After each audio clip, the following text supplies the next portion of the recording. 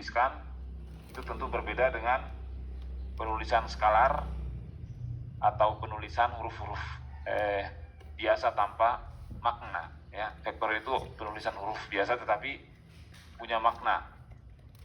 Kemudian perhitungan vektor ini tentu banyak cara ya, banyak metode-metode yang dilibatkan dalam perhitungan vektor.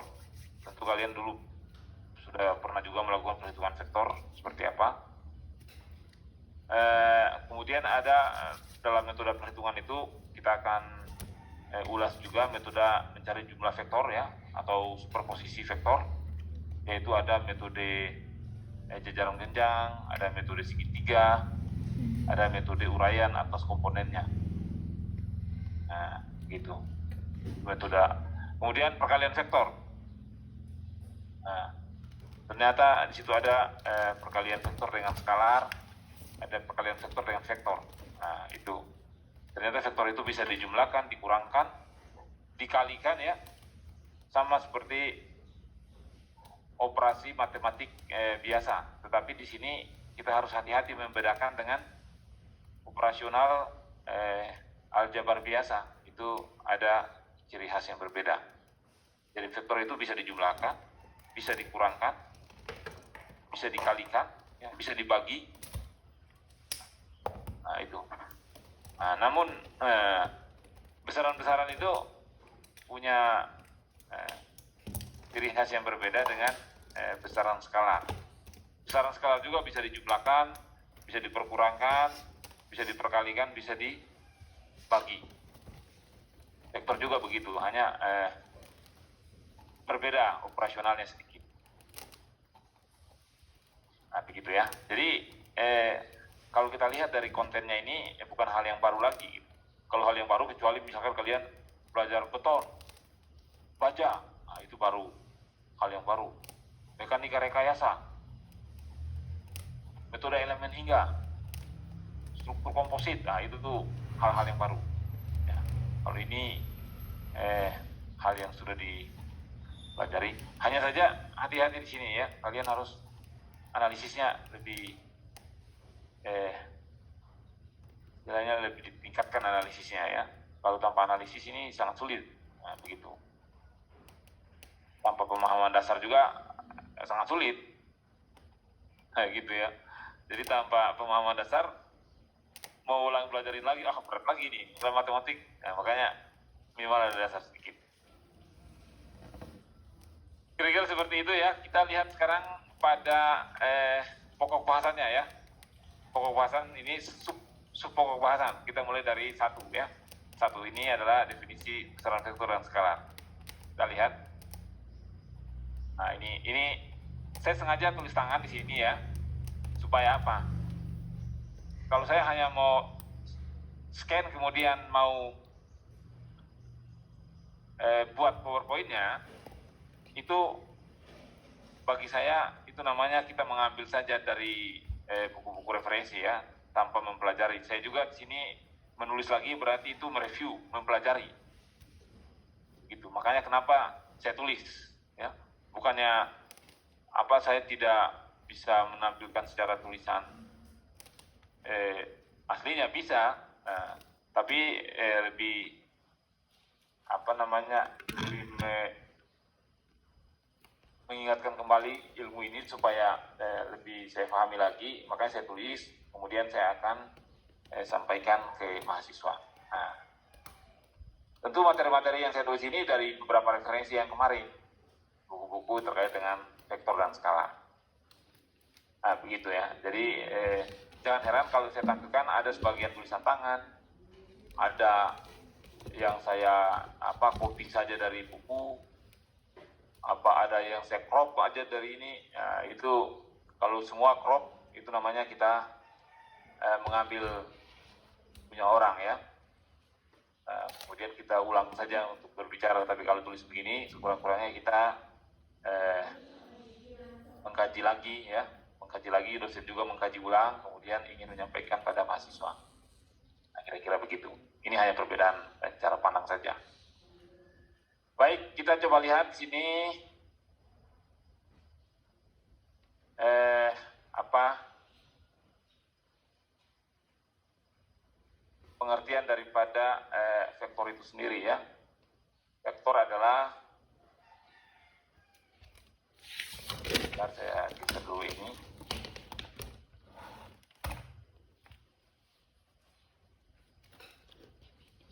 Vektor adalah jenis besaran yang mempunyai besar dan arah. Jadi ini yang membedakan dengan skalar itu, di sini ada besar dan arah. Jadi kalau hanya besar 5 tanpa arah itu bukan vektor. Besar 10 apa? Nah, 10 km per jam misalkan. Arahnya di mana? Arah utara, selatan, barat, timur. Nah, itu baru vektor. Jadi besaran vektor adalah besaran yang punya besar dan arah. Nah, banyak besaran yang kita temui di dalam ilmu alam ya. Dalam pengalaman ilmu alam itu ada yang tanpa arah ya, misalkan suhu ya, temperatur atau suhu, misalkan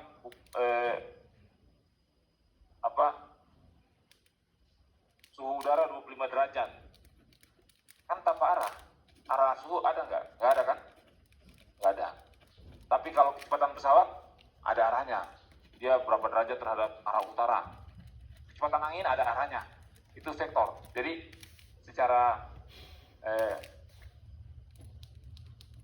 pernyataan saja sudah bisa difahami ya, bahwa vektor adalah besaran yang mempunyai besar dan arah, sedangkan skalar itu hanya besarnya saja tanpa arah. Nah, tentu kalian banyak besaran-besaran yang kalian temui di lapangan, ada yang punya arah, ada yang tidak. Nah, begitu. Jadi contohnya gaya misalkan 5 ton ya, 5 ton arahnya ada. Misalkan kita berdiri, kita memberikan tekanan pada lantai, arahnya ada, arahnya ke bawah, arah gravitasi. Itu adalah besaran vektor. Jadi berat, berat, kemudian gaya, itu kecepatan, itu semua besaran vektor. Jadi besaran vektor itu ini semua ada arahnya ini, dan lain-lain. Sedangkan besaran skalar itu tanpa arah, waktu 5 detik nggak ada arahnya kan, massa 25 kilo nggak ada arahnya, temperatur 15 derajat nggak ada arahnya, kerja misalkan 20 joule nggak ada arahnya, nggak pakai, jadi kerja itu nggak pakai arah. Energi sama dengan joule juga nggak ada arahnya. Jadi ketika kalian menemukan besaran-besaran di lapangan, kalian tentu sudah bisa mengelompokkan bahwa ini masuk besaran vektor, ini masuk besaran skalar. Nah, begitu ya. Kemudian notasi vektor ya. Vektor itu ada titik pangkalnya, kemudian arah, ada anak panahnya. Ada panahnya di ujung. Nah, dari AB ya. Misalkan AB ini adalah vektor AB. Notasinya seperti ini. Jadi sebagai anak panah itu menandakan arah, itu notasi vektor. Kalau hanya garis biasa begini, bukan vektor itu, garis. Tapi kalau ada arahnya, maka itu disebut vektor. Nah, begitu ya. Dan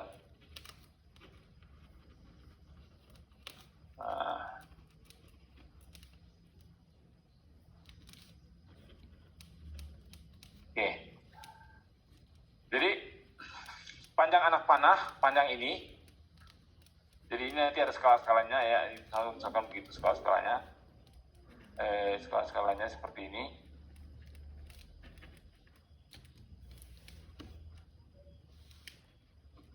Nah, skala-skalanya adalah nanti di sini panjang anak panah itu menandakan besar vektor.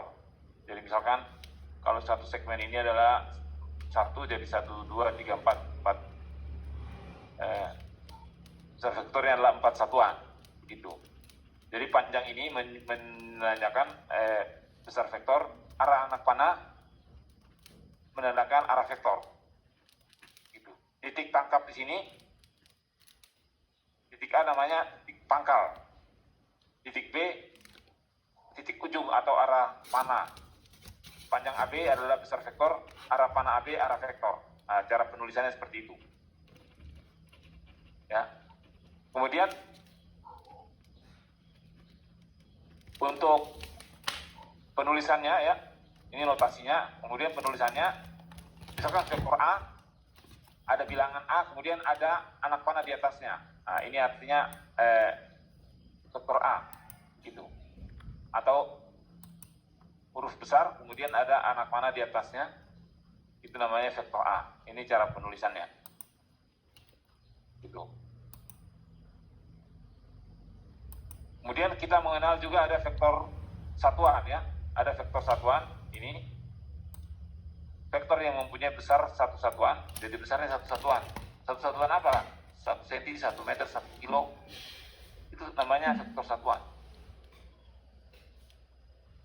Gitu. Jadi notasi vektor kalian sudah tahu, penulisannya ada garisnya di atasnya, ada simbol huruf, kemudian ada vektor satuan. Vektor satuan berbeda dengan vektor bukan satuan. Kalau vektor satuan, misalkan A ini ada tanda seperti ini di atasnya, kayak ada topi, itu namanya vektor satuan. Berbeda dengan vektor biasa. Kalau vektor biasa, A garis. Nah, ini namanya vektor biasa. Kalau vektor satuan A, nah begitu. Itu adalah penulisan vektor yang sudah standar. Jangan dirubah-rubah ya. Nah, jadi kalau kita lihat ini, vektor yang ditulis dalam sistem koordinat, ada koordinat X, Y, Z ya. Dimana kalau X positif masuk ke dalam sini, ke arah kita, kemudian Y positif ke kanan, maka Z-nya harus ke atas, nggak bisa dibalik, karena sistem putar skrup putar kanan. Nah, itu menyatakan arah sumbu-sumbu dari sistem koordinat. Nah, kemudian pada sistem koordinat ini kita mengenal vektor satuan. Vektor satuan yaitu vektor yang besarnya satu satuan, arahnya sejajar sumbu koordinat. Nah, begitu. Jadi kalau vektor X ada topi di atas X, begitu, X topi, ini namanya vektor satuan ke arah sumbu X. Besarnya berapa? Besarnya 1, yaitu harga mutlak seperti ini, satu satuan ya, begitu. Nah, ini adalah vektor satuan. Vektor satuan ini sangat penting ya, karena dari vektor satuan kita bisa mendefinisikan besar vektor itu sendiri. Metode penulisannya adalah besar vektor itu berapa kali dari vektor satuan. Jadi kalau misalkan suatu vektor besarnya 5 satuan, berarti itu 5 kali besaran vektor satuan. Nah, kemudian kalau suatu vektor ini ini vektor satuan yang ini. Kalau ini vektor di dalam ruang, misalkan ada suatu vektor OA di sini A ya, jika di sini ini garisnya panahnya begini. Nah, itu. Jadi ini vektor sembarang di dalam ruang, di mana diasumsikan misalkan vektor itu titik pangkalnya di pusat koordinat, kemudian dia mengarah ke ruang sembarang arah, maka vektor OA ini dituliskan seperti ini ya. OA sudah panah di atas, atau A saja ada panah di atas. Kemudian vektor satuan, apa komponen-komponen daripada vektor A ini adalah AX, AY, dan AZ. Gitu. Ini namanya komponen dari vektor A. Nah, jadi AX, AY, AZ adalah komponen dari vektor A pada arah sumbu X, Y, Z. Jadi setiap vektor di dalam ruang bisa diuraikan menjadi vektor-vektor pada setiap komponennya. Nah, di mana komponen AX, AY, AZ itu bisa dihitung. Begitu. Kemudian vektor OA sembarang yang ada di dalam ruang itu bisa dihitung sudutnya terhadap sumbu koordinat. Misalkan vektor OA terhadap sumbu X, alfa, sudutnya adalah alfa. Alfa itu dihitung dari ini, tangen alfa, yaitu akar komponen-komponennya ya di per komponennya. Begitu juga tangen beta bisa dihitung. Itu namanya sudut vektor OA terhadap sumbu Y. Begitu juga tangen gamma, sudut vektor OA terhadap sumbu Z. Ini bisa dihitung. Ini nanti kalian rumuskan sendiri ya, ikuti pola ini. Nah, begitu ya. Nah, itu teorinya ya. Kalau teorinya kalau dilihat-lihat saja ya gampang gitu ya. Tapi begitu diterapkan nanti kalian akan baru mengetahui bahwa ternyata sulit. Itu contohnya ya. Kemudian penulisan vektor sudah ya, definisi sudah, kita masuk pada lembaran berikutnya. Penggambaran vektor ya. Penggambaran vektor biasanya kalau kita berbicara dua dimensi, ini masih lanjutan tadi. Kalau kita berbicara apa namanya, vektor dua dimensi, sebentar, saya hapus dulu.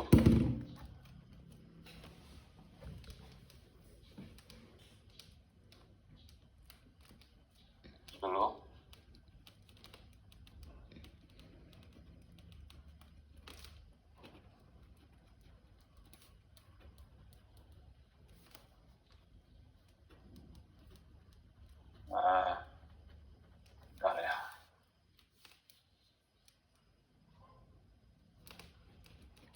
Kalau kita berbicara vektor di dalam bidang, ya, di dalam bidang dua dimensi, berarti sumbu koordinatnya itu hanya dua, sumbu X, sumbu Y. Kemudian vektornya, misalkan OA ya, vektornya itu nggak harus dari sumbu koordinat, bisa juga dari sini, nah begitu, ya.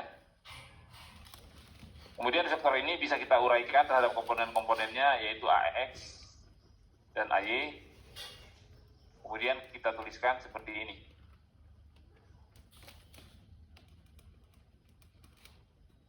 Kalau dua dimensi berarti vektor A itu adalah begitu, hanya dua komponen ya.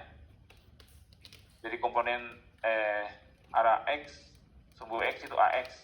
AX itu besarnya AX dikali vektor satuan. Begitu juga komponen vektor pada sumbu Y, besarnya AY dikali vektor satuan J. Nah, kalau dalam ruang ada lagi komponennya AZ dikali K. Kalau secara umum ditulis, kalau dalam ruang ada AX, AY, AZ. Kemudian besarnya harga mutlak daripada vektornya, disingkat seperti ini cara penulisannya. Ya, ada harga mutlak.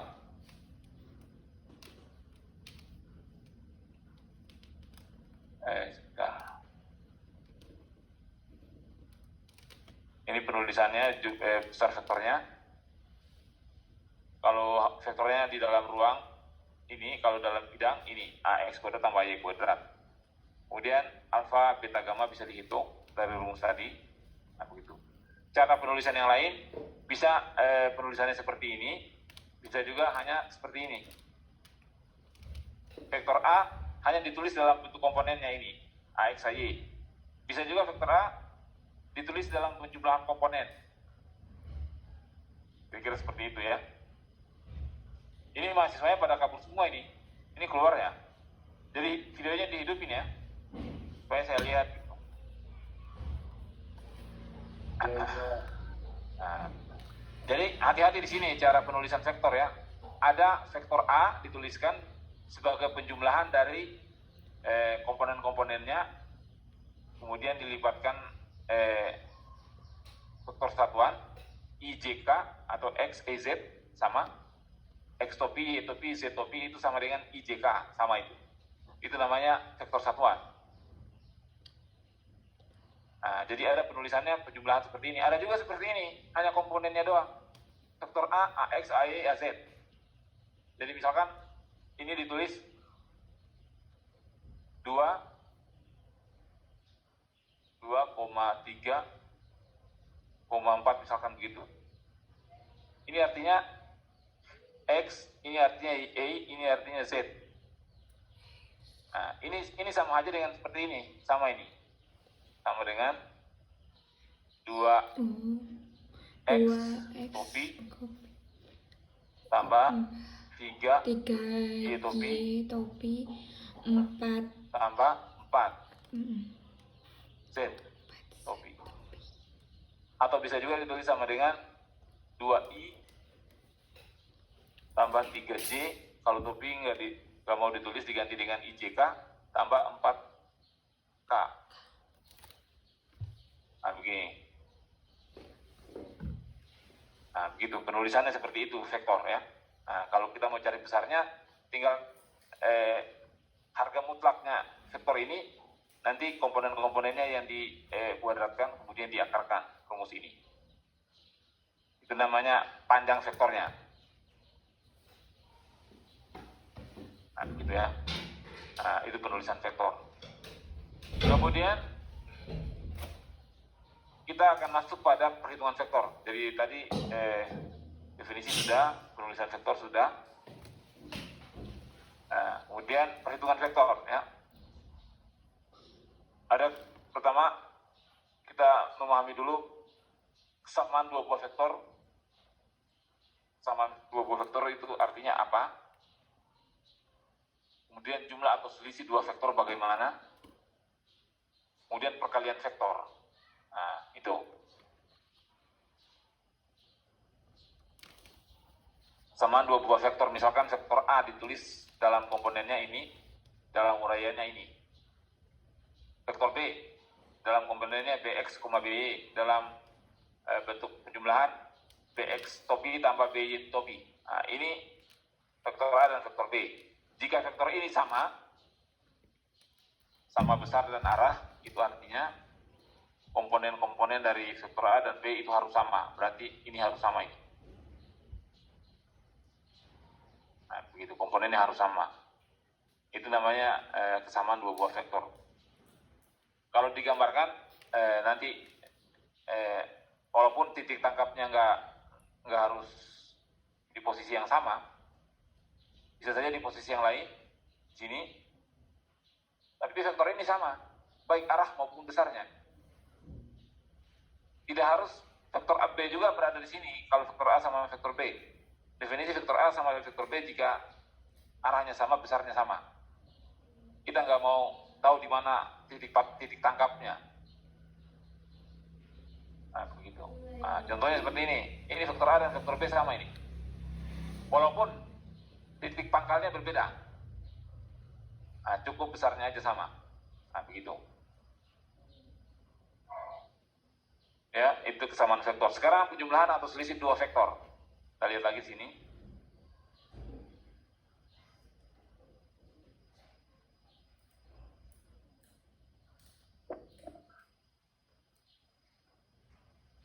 Ini kopnya air, Phil.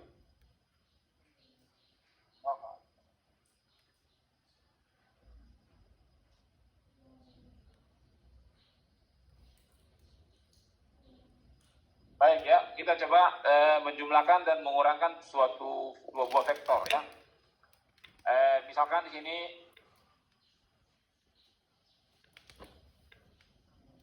ada vektor A ya, ditulis seperti ini. Kemudian vektor B seperti ini. Ditambah dan dikurangkan.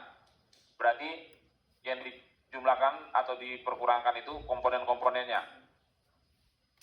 AX tambah BX, ini yang ini dijumlahkan.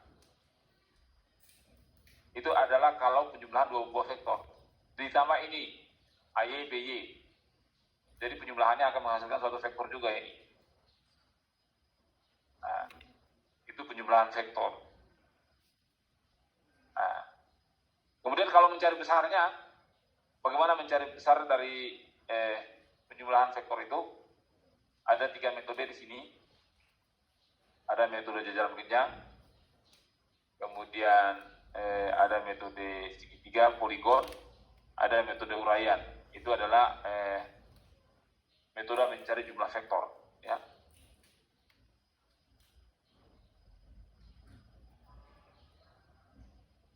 Bentar ya, mana tulis-tulisnya?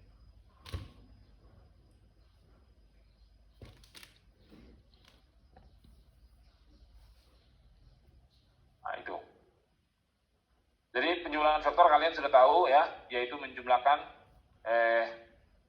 komponen-komponennya sesuai dengan posisi vektor satuannya.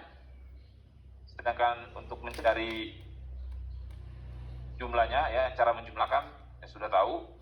Kemudian untuk mencari jumlahnya bagaimana? Nah, mencari jumlahnya ada 3 metode. Metode mana yang kalian gunakan nanti? Metode jajaran genjang, metode segitiga, atau metode poligon, kemudian metode uraian atas komponennya. Metode segitiga, metode jajaran genjang seperti ini. Misalkan kita ingin menjumlahkan vektor A dan vektor B. Ya. Metode jajaran genjang. Ini misalkan suatu vektor A arahnya ke sana, kemudian vektor B arahnya ke sana. Caranya kita gambar dulu. Ini dengan metode jajaran genjang itu artinya kita metode menggambar, ya, bukan analitik. Jadi untuk mencari jumlah vektor itu ada metode gambar dengan skala, ada dengan perhitungan analitik. Kalau menggambar jumlah vektor dengan skala seperti ini, misalkan 2 vektor dulu kita lihat, vektor A dan vektor B ingin dijumlahkan. Caranya kita gambar dulu vektor A ini. Vektor A ini. Ya, sesuai arahnya. Kemudian pangkal vektor B, ini misalkan vektor A tambah vektor B ini. Pangkal vektor B, ini vektor B yang arahnya ke sana, diletakkan pada ujung vektor A. Kemudian ditarik sesuai arah vektor B, yaitu garis putus-putus ini. Kemudian untuk mencari resultantenya atau penjumlahannya, ditarik dari titik pangkal vektor A sampai ujung vektor B. Nah begitu. Nanti besar ini, kalau ini pakai skala, panjang ini menyatakan besar vektor A tambah vektor B. Nah, jadi R, resultan dari 2 vektor itu adalah, tuliskan seperti ini, vektor A tambah vektor B. Nah, jadi kalau kita tulis pakai skala, nanti ada bisa dihitung besar R ini berapa. Jadi kalau ini misalkan A-nya 5, ininya 4. Nanti R-nya terjadi sendiri sesuai skalanya. Berapa? Asal arahnya benar-benar sama. Gitu. Nah, kalau mau dihitung secara analitis, ya secara matematik, nah, pakai rumus ini. Dicari dulu harga mutlak atau besar dari masing-masing vektor itu, yaitu A kuadrat tambah B kuadrat, A kuadrat tambah B kuadrat, kurang 2AB cos sudut antara vektor itu. Ketika vektor itu pangkalnya diletakkan pada titik yang sama, maka sudutnya diketahui. Karena kan biasanya vektor itu belum tentu pangkalnya sama. Misalkan vektor A begitu, ya, vektor B begini. Ini kan pangkalnya nggak sama ini. Nah, ditanya berapa jumlahnya ini? Mau pakai cara apa? Cara jajaran genjang pakai skala, gambar sesuai sudutnya. Kemudian ini ditarik, letakkan di sini. Sesuai miringnya. Nah, gitu. Atau ini diletakkan di sini di metode jajaran genjang ya. Nah, sudah.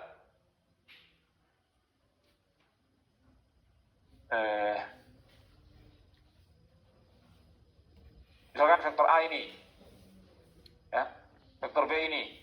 Nah, artinya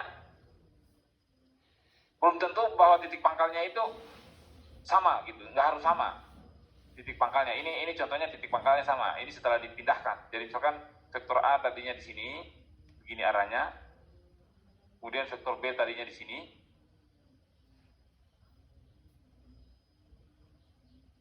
Ini yang saya tulis di sini terlihat nggak? Nah, begitu. A dan B kan ini ada dua vektor ini. Ini pangkalnya nggak sama, arahnya nggak sama, gitu kan? Saya mau jumlahkan.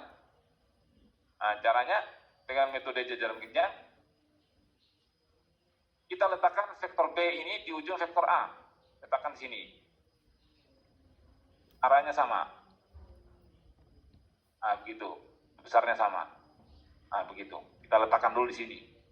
Nah, kemudian nanti kita dapat R. R ini akan terjadi sendiri berapa skalanya.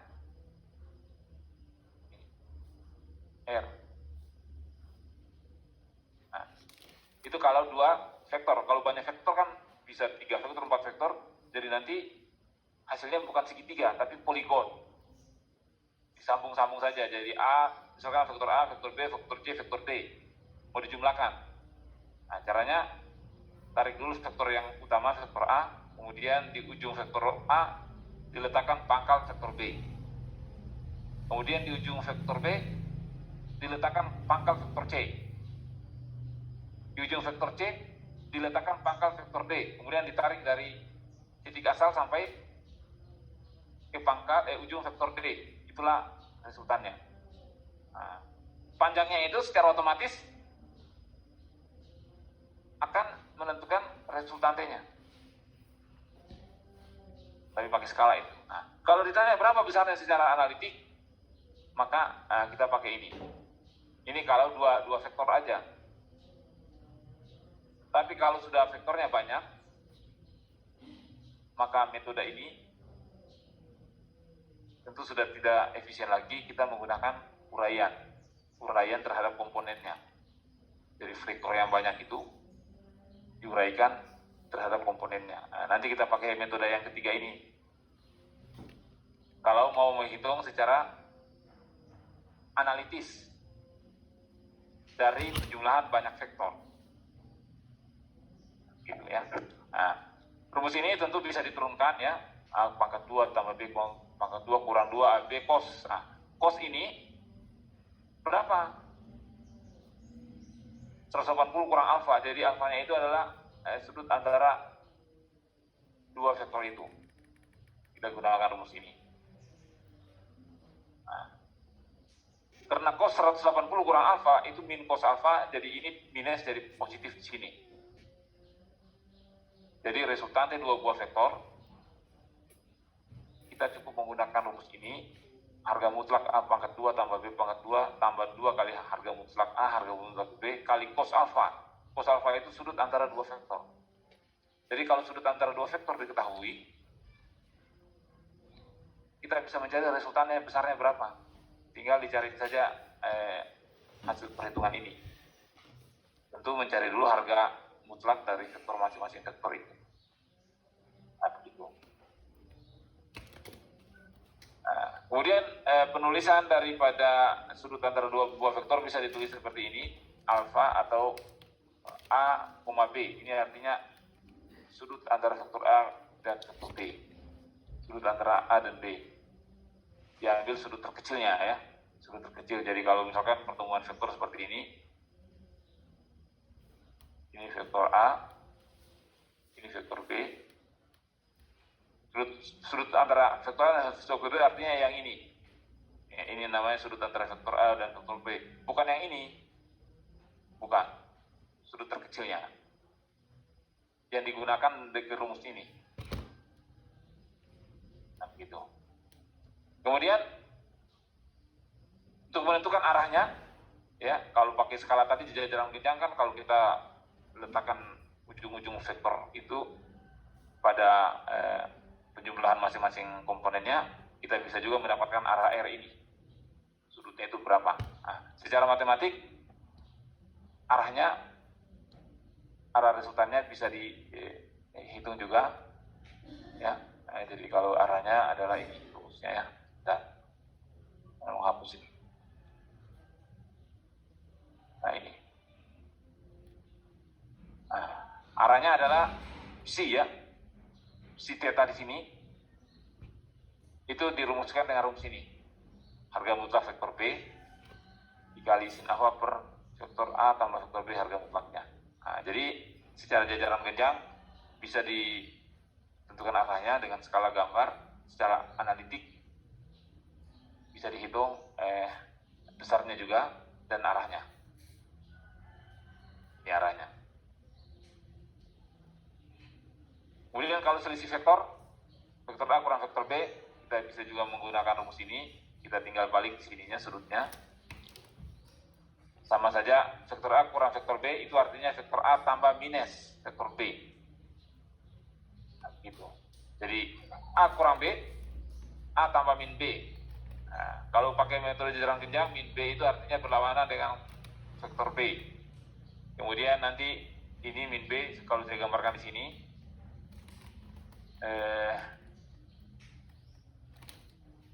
Ini vektor B ke atas, min B ke bawah. Ini. Jadi A kurang B berarti ini. Nah, begitu. Arahnya theta ini bisa dihitung dari rumus ini. Ini sudah diturunkan secara matematiknya ya. Besarnya ini. Minus dia ya. Sini plus. Dia minus. Nah, begitu kalau A kurang vektor B. Nah, ini kalau superposisi dua vektor. Tapi kalau vektornya banyak, 5 vektor mau dijumlahkan berapa besarnya? Nah, maka metode superposisi dua vektor ini sudah tidak efektif. Kita menggunakan metode uraian. Ini. Nah, metode uraian seperti apa? Kalau kita lihat. Nah, ini. Saya hapus dulu ini ya.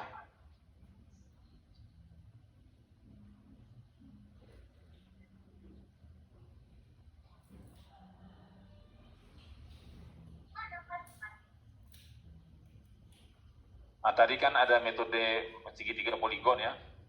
Ini misalnya A, B, C, D. Ini vektornya banyak ini. Nah, kalau segitiga poligon kan A tarik ya. Sejajar. Kemudian vektor B ujung diletakkan, awal vektor B diletakkan di ujung vektor A, dapat ini sesuai arah ini. C ini sesuai arahnya ini. D sesuai arahnya, kemudian tarik garis merah ini. Ini secara otomatis panjang ini merupakan resultan dari penjumlahan 4 vektor. Secara otomatis itu, nggak usah lagi ini berapa besarnya, hitung aja panjangnya berapa. Asal pakai skala vektor A misalkan vektor A 3 satuan 3 cm begitu. Vektor B kalau 5 berarti 5 cm. Vektor C kalau 8 berarti 8 cm. Nah, kemudian diletakkan panjang-panjangnya A, B, C, D dan miring-miringnya sama, kemudian ditarik. Nah, itulah vektor resultannya. Panjang itu secara otomatis sudah menyatakan besar resultan dari 4 buah vektor itu. Itu kalau secara gambar. Nah, kalau secara analitik, kalau sudah penjumlahan lebih dari 2, maka kita harus uraikan vektor itu terhadap komponennya. Misalkan ini, vektor A, B, C. Ini kan 3 vektor ini, mau dijumlahkan. Ya, kalau cara segitiga poligon atau jajaran genjang, seperti ini ya, seperti ini. Kalau ini mau diselesaikan secara analitik, nggak bisa. Karena apa? Karena sudutnya yang mana mau dilihat? Sudut antara A, B, C, D ini kan banyak ini. Bukan 2 tadi jadi rumus akar A kuadrat tambah B kuadrat kurang 2AB cos alfa itu. Nah, itu sudah kurang efektif lagi. Itu hanya 2 buah vektor yang saling membentuk sudut. Kalau banyak vektor, maka caranya kita menguraikan ya. Misalkan ini vektor A, vektor B, vektor C. Kita uraikan dulu A menjadi komponennya ini. AX, AY. Vektor B jadi komponennya juga ini, BX, BY. Vektor C komponennya CX, CY.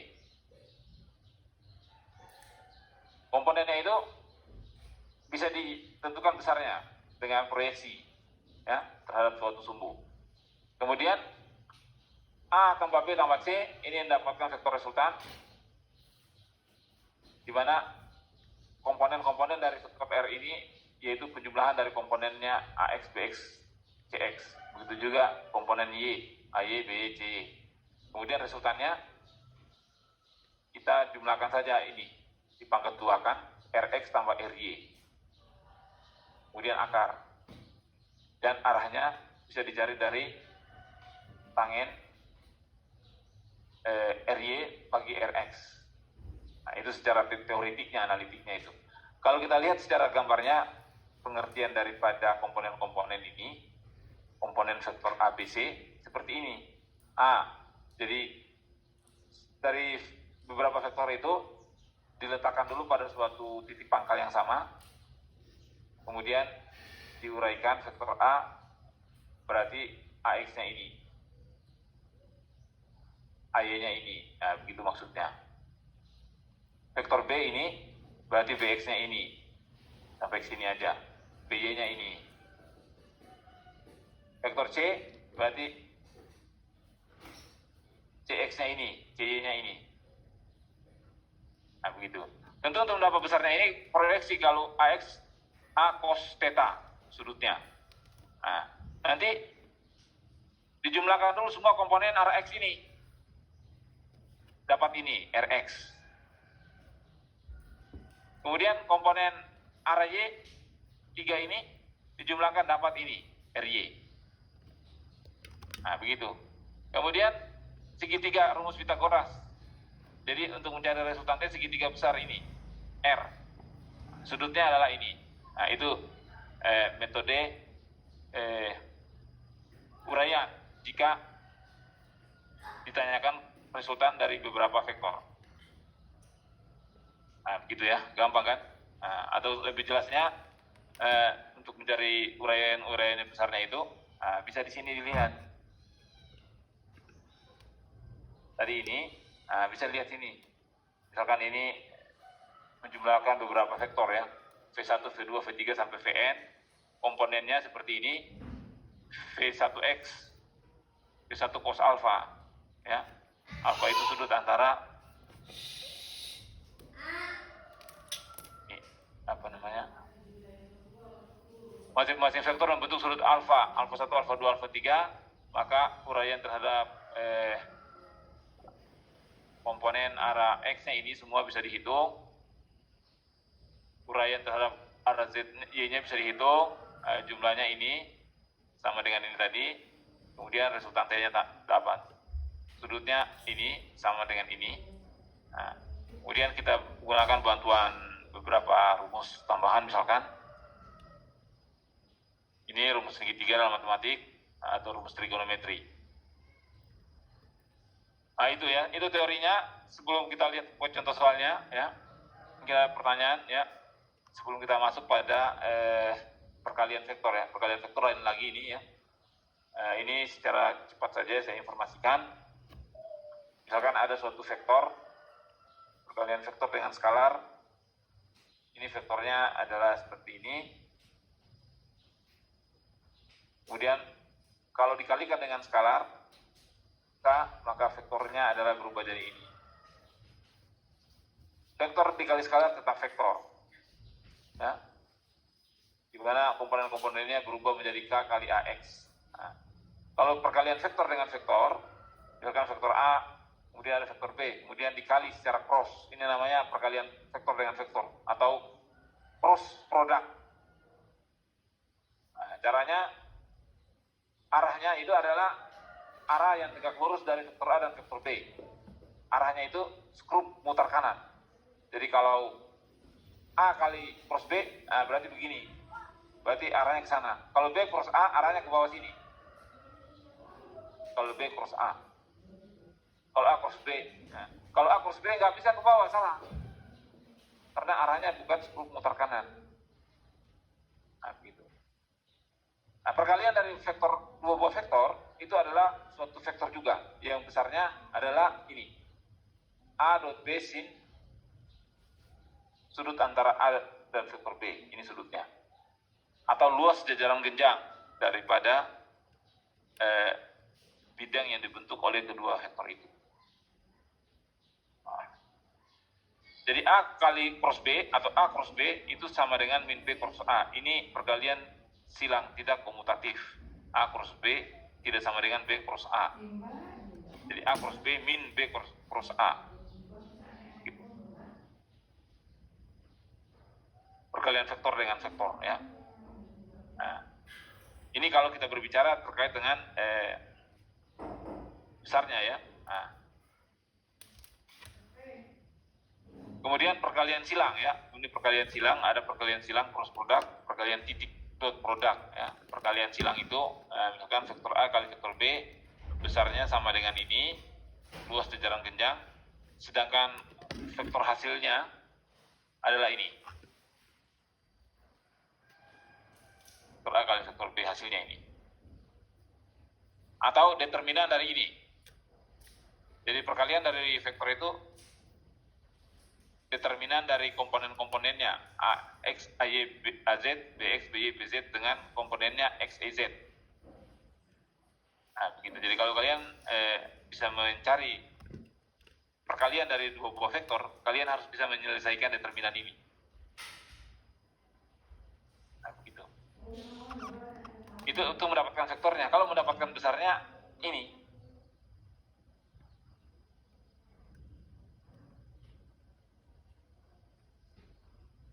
Dari mana determinan ini? Determinan ini diturunkan dari sini. Gitu. Ini dikalikan dulu. Komponen kali komponen ya.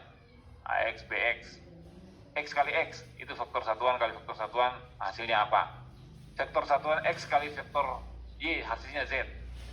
Jadi ini tinggal kalian mengikuti saja aturan tangan kanan ya. Kalau vektor satuan kali cross vektor satuan, hasilnya vektor satuan, tapi arahnya bisa berubah-ubah ini.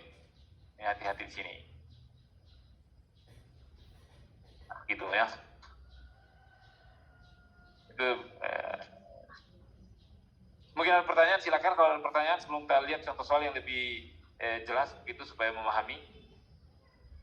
Kalau tanpa contoh soal ya pasti masih bingung-bingung begitu ya.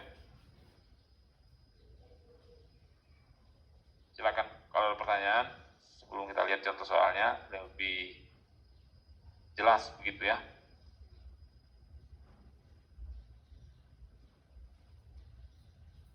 Kemudian kita lihat lagi teori sedikit sebelum kita ya contoh soalnya perkalian dot produk ya. Ini dot. Jadi kalau tadi adalah perkalian cross silang, ini perkalian titik. Perkalian titik ini vektor dengan vektor itu hasilnya skalar. Jadi A dot B hasilnya adalah ini. AX, BX, AY, BY, AZ, BZ. Ini bukan vektor ini.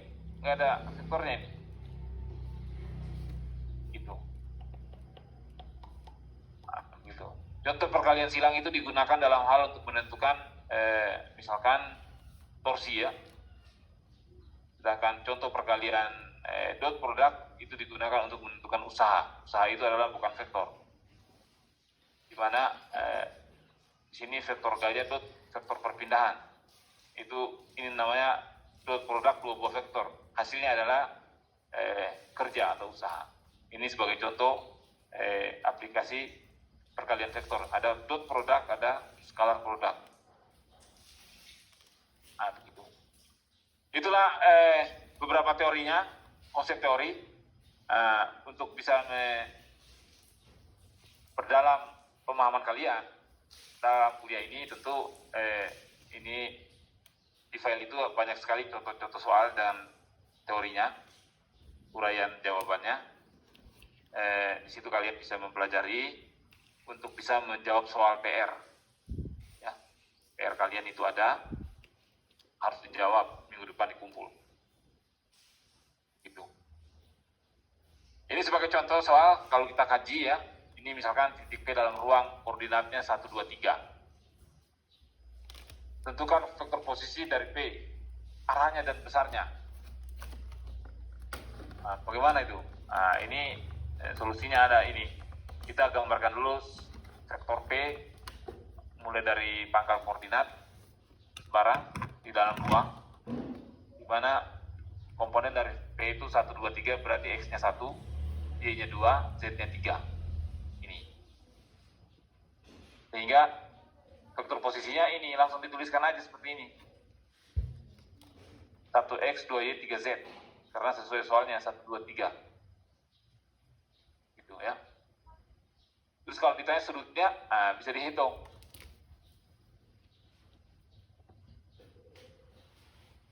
Sudutnya,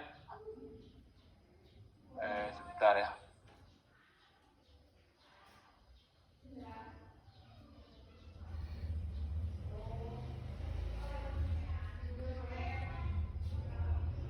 Sebentar.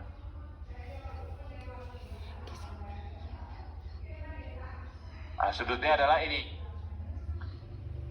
Vektor RP atau vektor OP sudutnya terhadap sumbu X, Y, dan Z, alfa, beta, dan gamma. Di mana tangen alfa ini akar 13. Dari sini kita bisa mencari sudut alfa. Caranya arcus tangen untuk mendapatkan alfa. Jadi berapa derajat sudutnya ini. Begitu juga arah dari vektor OP terhadap sumbu Y, yaitu tangen beta 1/2 akar 10. Dari sini kita bisa menghitung berapa betanya, sudutnya maksudnya, tinggal pakai kalkulator doang. Begitu juga vektor OP terhadap sumbu Z, ini tangen gamma 1/3 akar 5. Dari sini bisa didapat gamanya berapa derajat. Itu. Kemudian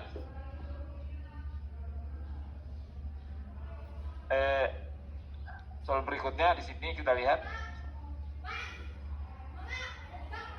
diketahui dua buah vektor A 6 satuan dan membentuk sudut 37 derajat dengan sumbu X positif, B 7 satuan, P arah sumbu X negatif. Tentukan vektor A plus vektor B, vektor A kurang vektor B, vektor A cross vektor B, vektor A dot vektor B. Kita tinggal gambarkan dulu di sini. Vektor A 37 derajat ini. Vektor B ke arah sumbu negatif ini. Kemudian A plus B ini. Besarnya dicari semua bisa dengan rumus tadi. Ini arahnya juga bisa ditarik, tetanya ini teta penjumlahan vektornya. Kalau pengurangan vektornya ini besarnya 12,34. A kuadrat tambah B kuadrat kurang 2AB cos 90 kurang 37 sesuai soalnya. Jadi bisa didapat A plus B, A kurang P. Kemudian A cross B bisa didapat, A dot B bisa didapat.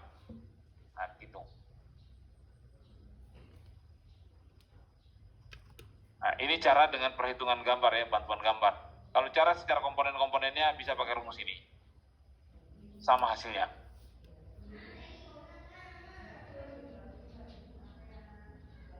Begitu ya.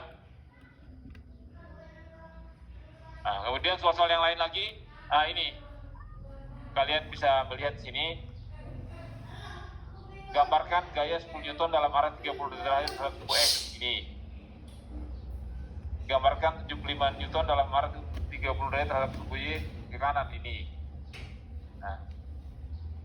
panduan vektor. Misalkan vektor ini menyatakan vektor perpindahan 10 km ke utara, vektor F2 menyatakan vektor perpindahan 24 km ke timur. Dengan perhitungan R secara skala, kita peroleh jarak R adalah ini. Begitu. Jadi di sini adalah soal-soal yang bisa kalian kaji dulu ya sebelum masuk pada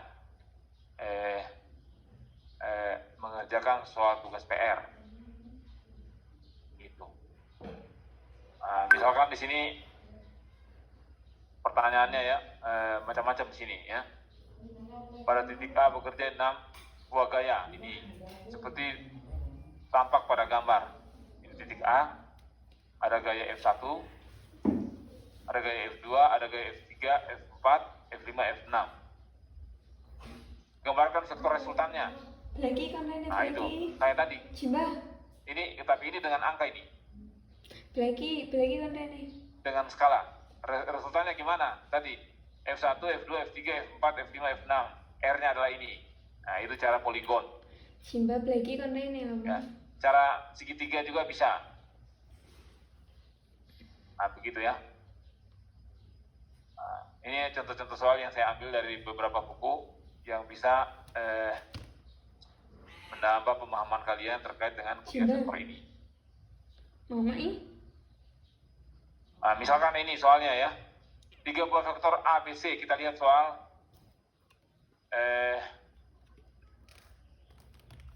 12. 3 buah vektor A, B, C masing-masing 4, 6, dan 10 satuan dan membentuk sudut 30 derajat, 120 dan 210 terhadap sumbu X. Kerjakan soal di bawah ini secara grafis. Uraikan tiap-tiap komponen, tiap-tiap vektor pada sumbu X dan sumbu Y. Itu resultannya. Uraikan vektor resultan pada sumbu X dan sumbu Y. Bandingkan Rx dengan jumlah komponen-komponen sumbu X dari vektor pembentukannya. Lakukan pertanyaan D untuk RY. Nah, jawabannya mana? Jawabannya ada di sini. Ini jawabannya ini. Nah, jadi saya tidak jelaskan lagi secara anak SMP atau SMA gitu ya.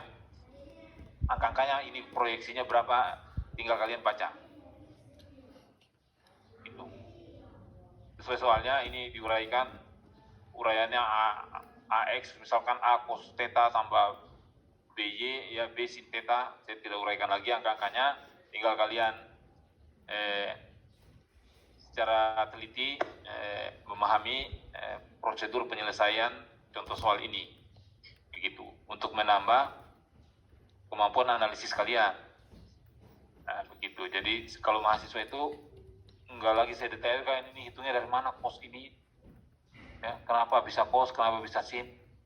Angka-angka sudah tidak terlalu ditekankan ya, tetapi yang ditekankan itu konsepnya. Nah, jadi soal-soal ini sebanyak ini saya tampilkan dengan uraiannya supaya kalian analisis. Nah, nanti kalian kalau analisis ini tahu, oh ternyata oh ya ini maksudnya ini. Nah, itu secara tidak langsung perlahan-lahan akan menambah pengetahuan kalian terhadap pokok bahasan ini, begitu ya. Nah, untuk mengevaluasi bahwa kalian sudah paham dari mana angka-angka jawaban soal dan jawabannya ini, maka diujilah dengan tugas PR. Jadi kalau kalian bisa kerjakan PR itu 6 nomor dengan benar, berarti materi pokok perkuliahan ketiga ini sekurang-kurangnya sudah difahami berapa persen. Gitu. Gitu ya. Misalkan ini ya, sebuah pesawat terbang ke arah utara dengan kalau kita lihat soal ini, soal 115 misalkan ya, tahun 115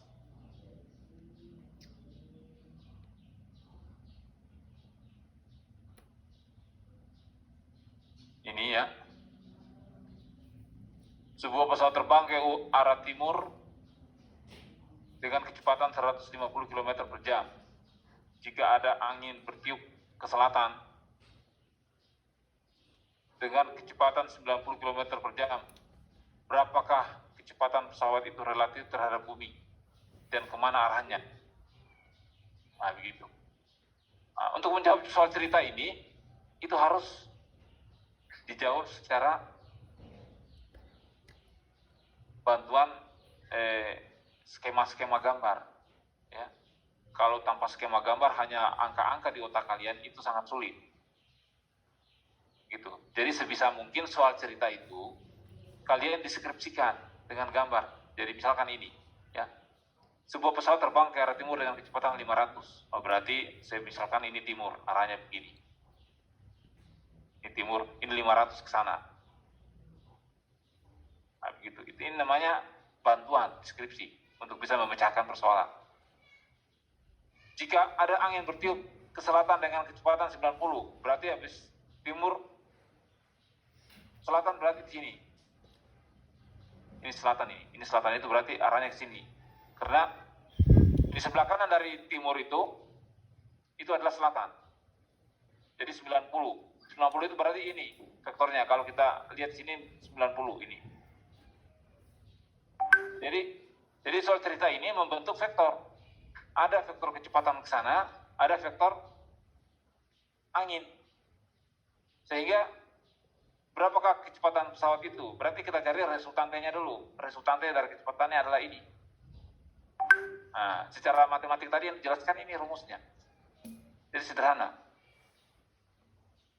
Nah, tapi kita harus bisa soal cerita kita deskripsikan dengan gambar-gambar untuk membantu.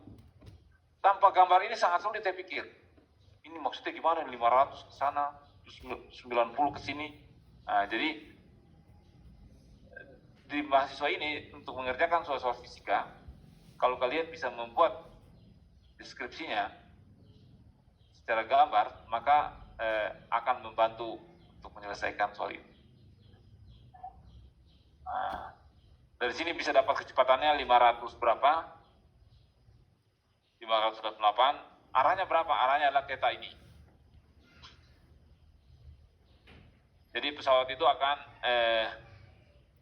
mempunyai arah yang menyimpang terhadap arah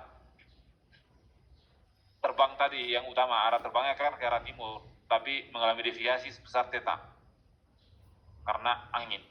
Begitu. Nah, itu contoh-contoh soal ya. Banyak sekali contoh soalnya. Ini misalkan ada 3 gaya. Gaya pertama misalkan ini lagi 5 buah gaya yang sebidang bekerja pada sebuah benda. Lihat gambar, itulah resultan gaya tersebut. Gaya pertama misalkan 19 arah sumbu X. Gaya kedua 15 membentuk 60 derajat sumbu X. Gaya ketiga 16 Newton membentuk 45 derajat terhadap sumbu X negatif. Gaya keempat 11 Newton membentuk minus 30 derajat terhadap sumbu X negatif. Gaya kelima 22 Newton mengarah sumbu Y negatif. Berapa resultannya? Nah, ini resultan bukan 2 buah vektor ini. Maka kita uraikan terhadap komponennya semua. Ini komponen X, komponen Y. Ya. Jadi saya tidak jelaskan lagi di sini komponennya mana.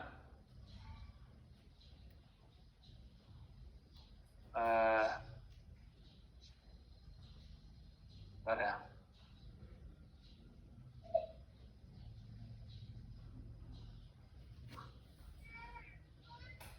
Komponennya adalah ini. Masing-masing komponennya diuraikan dulu. Ini cari semua, kalian cari, ini juga cari juga. Kemudian ini dijumlahkan semua, dapatnya ini Rx.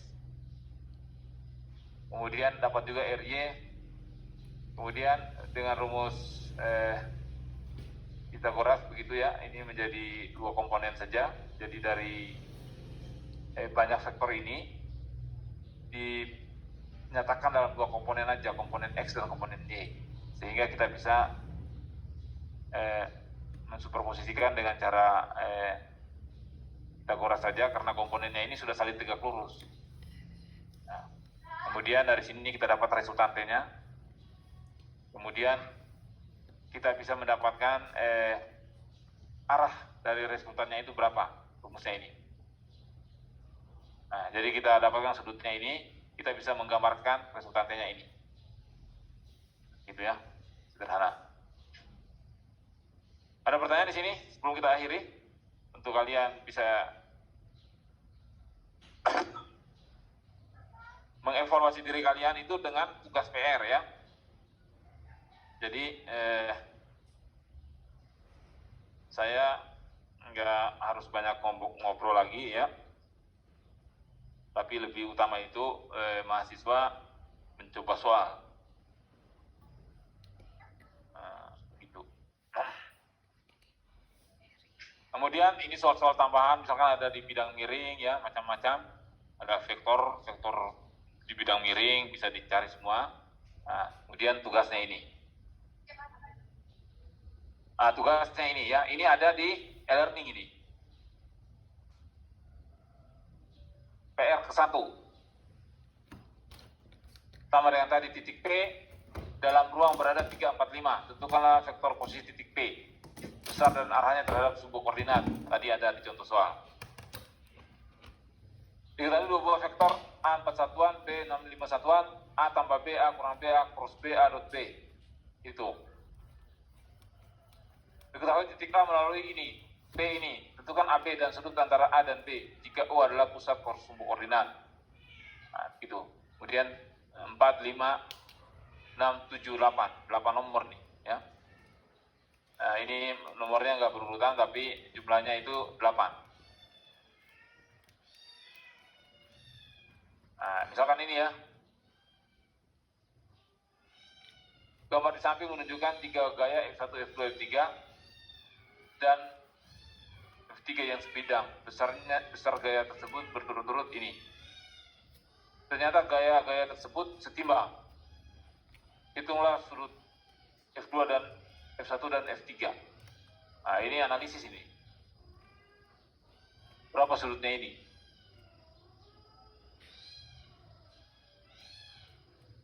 Nah, begitu ya. Ya, mungkin kuliahnya untuk hari ini sampai di sini. Silakan kalau ada pertanyaan. Belum kita akhiri.